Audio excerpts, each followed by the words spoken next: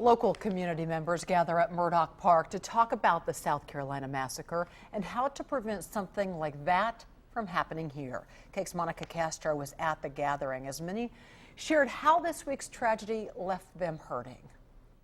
Well, the common theme expressed today was how devastated they still are and that racism still exists. However, many believe coming together like how they did today can open people's hearts.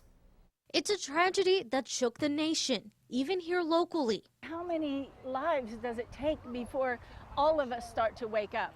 The events of Charleston just really bothered me.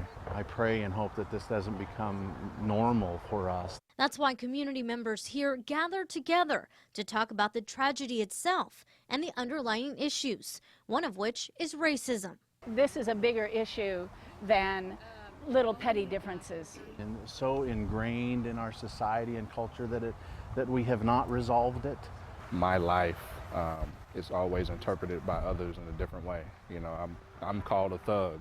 And when I say I am black people, we can change that tone, we can change that narrative if we just have conversations. Silence isn't an option any longer. I think we need to stand up and speak to it, not only about the racism issue, but about violence, particularly gun violence.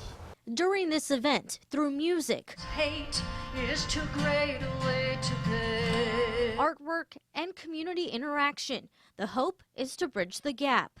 I think, you know, if we can get involved, whether it's just an hour, smiling at somebody, saying hello, and especially across racial lines, we make a really big impact.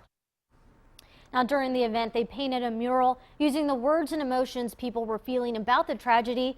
The Seed House, the local organization that hosted the event, plans to showcase that mural at different churches and local organizations.